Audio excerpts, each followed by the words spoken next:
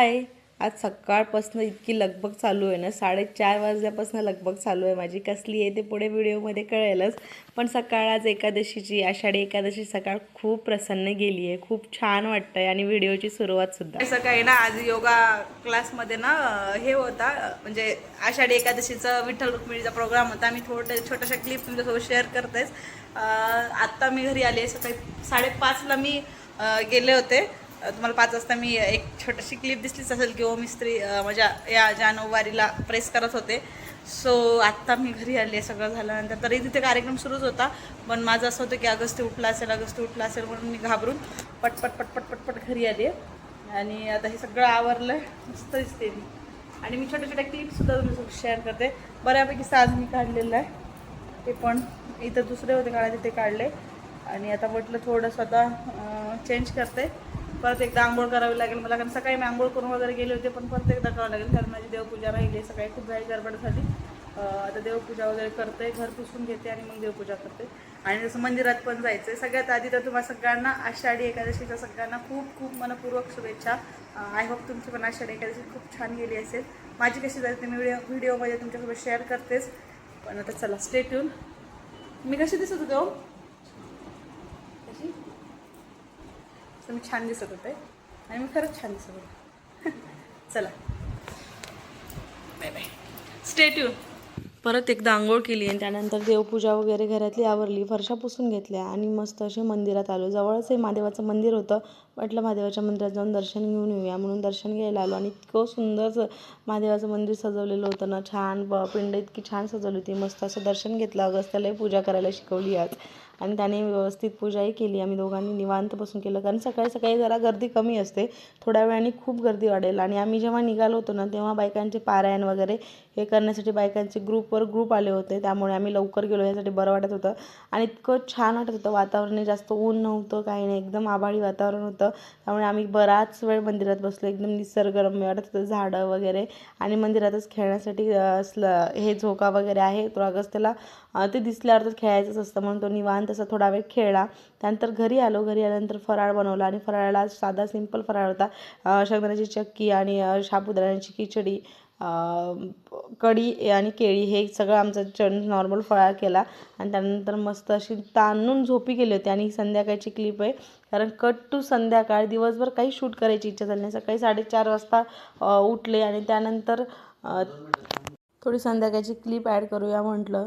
काय दिवसभरात होतं ते तर मला आज दाखवायचंच होतं, म्हणून मस्त दिवाबत्ती करून घेतली. काय बाहेर पाऊस येत होता. छान कॉफी बनवली, ब्लॅक कॉफी, कारण आज उपवासही होता आणि फराळ थोडा उशिराच करायचा होता. सकाळी शाबू खाल्ला होता, म्हणून शाबू काही भिजवलेला पण नव्हता. म्हटलं आता संध्याकाळी काहीतरी साधंसुद्धा भगर वगैरे बनवू. पण आत्ता सध्या कॉफी घ्यायची होती. अगस्त्यासाठी दूध बनवलं, आमच्यासाठी कॉफी बनवली. आणि निवांत असं वाटत होतं, कारण इतकी दगदग झाली होती सकाळी. आणि खरं सांगू का, असं काही कार्यक्रम असले की कपडे पसारा पण इतका होतो ना, आपलं मेकअपचं सामान हे ते. आणि मला तर तिथं घेऊन जायचं होतं सगळं, त्यामुळे खूप पसारा झाला. उठल्यानंतर ते सगळं आवरलं. घर थोडंसं अस्ताव्यस्त होतं, ते सुद्धा आवरलं. आणि अगस्त्याचा ना मम्मा कशी डान्स केली तर हा असं दाखवत होता. त्याचं असं चालूच होतं, बराच वेळ चालू होता. आता आम्ही व्हिडिओ सुरू केला आहे. दिवसभरात ना काहीच नाही केलं, म्हणजे सकाळी 4:30 वाजता उठले होते. 4:30 वाजता उठल्यानंतर घर झाडलं, पुसलं, बाहेरचं अंगण झाडलं, रांगोळी टाकली, आंघोळ केली, देवपूजा केली. आणि माझं सगळं जे काही नऊवार वगैरे होतं ते सगळं घेऊन मी योगा क्लासला गेले होते. तुम्ही तो व्हिडिओ पाहिलाच असेल की आम्ही योगा क्लासमध्ये विठ्ठल रुक्मिणी, आज मी रुक्मिणी बनले होते आणि विठ्ठल आमच्या जे योगा क्लासच्या टीचर होत्या त्या बनल्या होत्या. आणि आमचा क्लासमध्ये आम्ही वारकरी संप्रदाय असं ते एकच वारकरी संप्रदाय वारी अशी आम्ही एक थीम केली होती. सो खूप छान थीम झाली आहे. तुम्ही व्हिडिओसुद्धा पाहिला असेल आणि व्हिडिओला खूप छान रिस्पॉन्स येतो आहे, खूप छान व्ह्यूज येतात, त्यासाठी मनापासून धन्यवाद. आणि आता मस्त निवांत बसले, कारण सकाळी 4:30ला उठल्यापासून जी दगदग सुरू होती. तिथनं आले 7:30 पावणे 8ला घरी आल्यानंतर अगस्त्याला उठवलं, त्याला खायला केलं, म्हणजे जी काही रुटीन होती ती सगळी केली. आणि त्यानंतर आम्ही मंदिरात सुद्धा गेलो होतो. मंदिरात जाऊन देवाच्या म्हणजे महादेवाचं मंदिर होतं जवळच, तिथेही गेलो होतो. गर्दी सकाळी सकाळी कसं गर्दी जरा कमी असते, नंतर हळूहळू गर्दी वाढते. आम्ही जेव्हा गेलो तेव्हा गर्दी थोडीशी कमी होती, पण होते लोक. आम्ही जेव्हा वापस येतो ना, तेव्हा बायका पारायण करण्यासाठी भरपूर असा ग्रुपने येत होत्या. त्यामुळे आम्ही ग्रुपनी बायका येत होत्या, त्यामुळे आम्ही लवकर सकाळी गेलो आणि बराच वेळ मंदिरात बसलो होतो, कारण इतकी शांतता वाटत होती. म्हणजे कमीत कमी लोक होते, त्यामुळे खूप छान वाटत होतं, खूप शांतता वाटत होती. निवांत थोडा वेळ बसलो, अगस्त्यला तिथे खेळायला मिळालं आणि मग घरी आलो आणि घरी आल्यानंतर छान असं फराळ बनवला, देवाला प्रसाद नैवेद्य दाखवला आणि जे ताणून झोपली आहे मी आणि अगस्त्य, म्हणजे आम्ही 12:30 पावणे 1ला झोपलो, ते आम्ही बरोबर 5, 5:30 पावणे 6ला उठलो. उठल्यानंतर जे काही छोटे मोठे भांडे वगैरे होते ते भांडे वगैरे घासले, कारण भांडे घासलेले नव्हते तर सण पसारा होता माझा. भांडे नव्हती, धुणं नव्हती धुतलं मी, भांडेसुद्धा घासले नव्हते आणि घरात थोडंसं तसंच कचरा होता, कारण इतकी थकून गेले होते सकाळपासून, बेजार बेजार बेजार.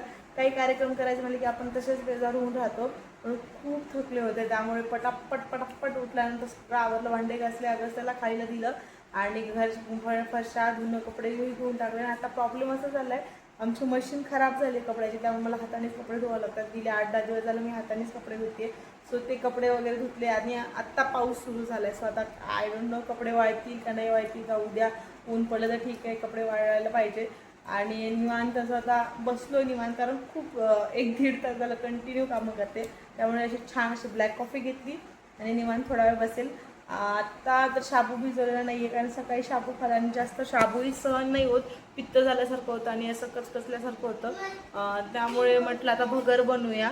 आणि मी तर काही खाणार नाही आहे, कारण माझं डाएट चालू आहे, कारण खूप वजन वाढलं आहे माझं.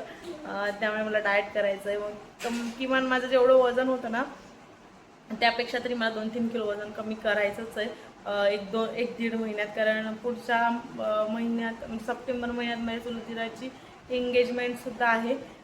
त्यामुळे मला वेट लूज करायचं आहे. त्यामुळे मी आता तर काही खाणार नाही, कारण मी आता ब्लॅक कॉफी घेतली आहे. सो मी संध्याकाळी एखादा ज्यूस वगैरे घेईल. ज्यूस म्हणजे काहीतरी असंच लिक्विड पाणी वगैरे, गरम पाणी वगैरे असंच काहीतरी घेईन. पण आता ओमकेशसाठी मी थोडीशी भगर बनवणार आहे आणि अगस्त्यसाठी सुद्धा तेच, जे ओमकेशसाठी भगर बनवणार तेच अगस्त्यलाही देणार आहे. कारण आता सध्या त्याचं असं झालं आहे की आम्ही जे खातो आहे तेच त्याला खायचं आहे, बाकी इतर तो काहीच खात नाही.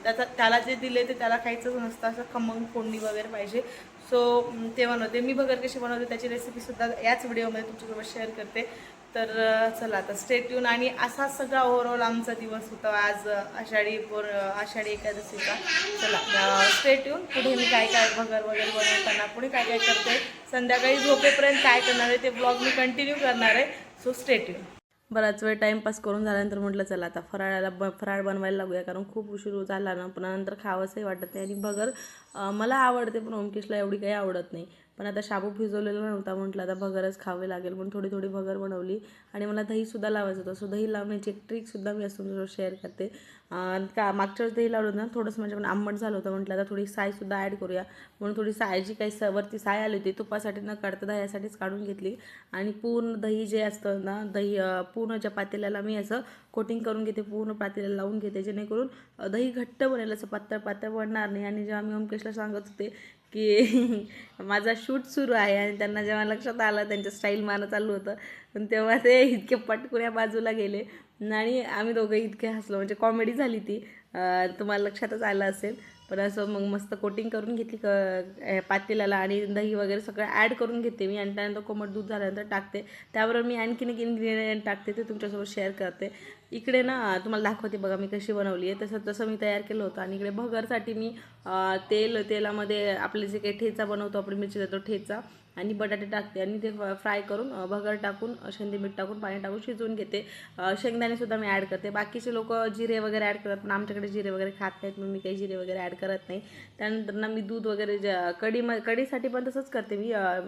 2-3 मिरच्या घेते, थोडंसं दही आणि थोडेसे शेंगदाण्याचा कूट वगैरे किंवा शेंगदाणे असतील ते काढून मिक्सरमधून काढून तेलात जे आपण मिक्सरमधून काढले ते टाकून द्यायचं. ती अशी कढी बनवते. त्यात आपल्या चवीनुसार शेंदे मीठ टाकून द्यायचं.